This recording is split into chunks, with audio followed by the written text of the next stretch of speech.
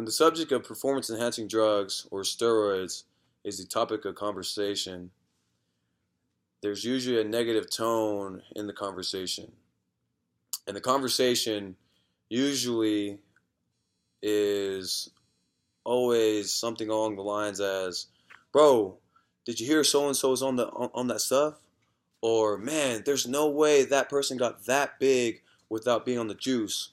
Or the most common one is, "Bro, the only reason why he's that good is because he's on juice."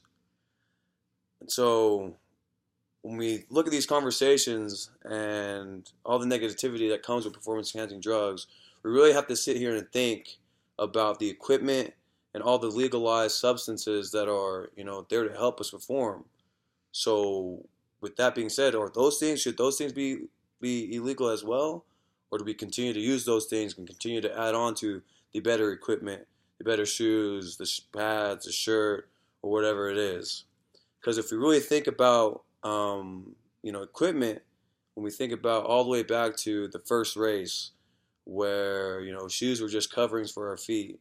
No one then was complaining about, all right, this person had the best shoe or this person had this or that. But as time went on, it eventually evolved into that. Runners with the most comfortable shoe or with the better, suit that was aerodynamically, proven to make them faster, had the advantage on the racers that couldn't afford it or just didn't have the access to those things. And as we also look at the legalized substances that help us perform nowadays, those things can be harmful too.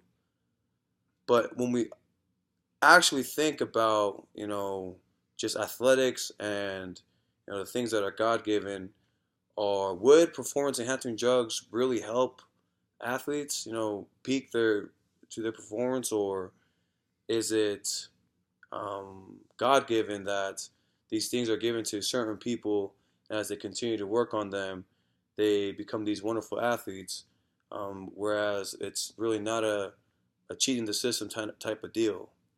But there are substances that can be abused and can harm you, and if they're taken improperly.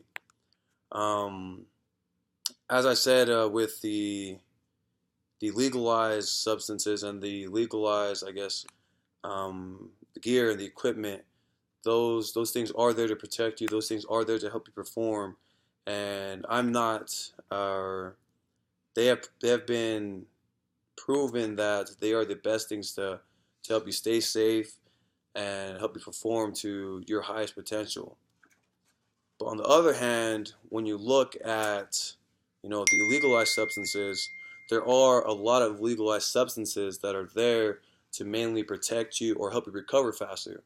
Within within athletics and especially in the game of football, you need that. Week in and week out, you're constantly being pounded. You're constantly taking some sort of beating that is gonna wear and tear your body, your muscles, your bones. And so it would only make sense that these these athletes or these performers are given the right tools and the right medicines or whatever it is to help them recover faster in order for them to perform to their highest capabilities. Now, on the other hand, I have seen athletes take steroids or other performance enhancing drugs and have no effect on them at all going into any athletic performance. Back in high school football, I had a friend who could lift out of the gym. I mean, we all knew he was on something. He admitted he was on something, and I mean, he lifted as if he was in college already. But the thing is, when we got out to the playing field, instinctively and just knowing the game, knowledge of the game, knowing everything, just a feel for the game, he didn't have that.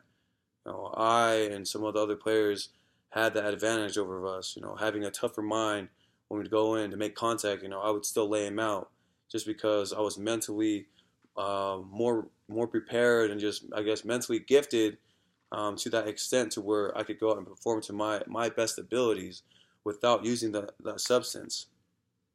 Now there have been cases where steroids or even other performance enhancing drugs can help athletes as well, and that has been at the professional level. But when you think about these professional athletes, they're at their highest game where they're they want more, not even more. They are just trying to stay at their highest game, without wearing and tearing and without ever dropping.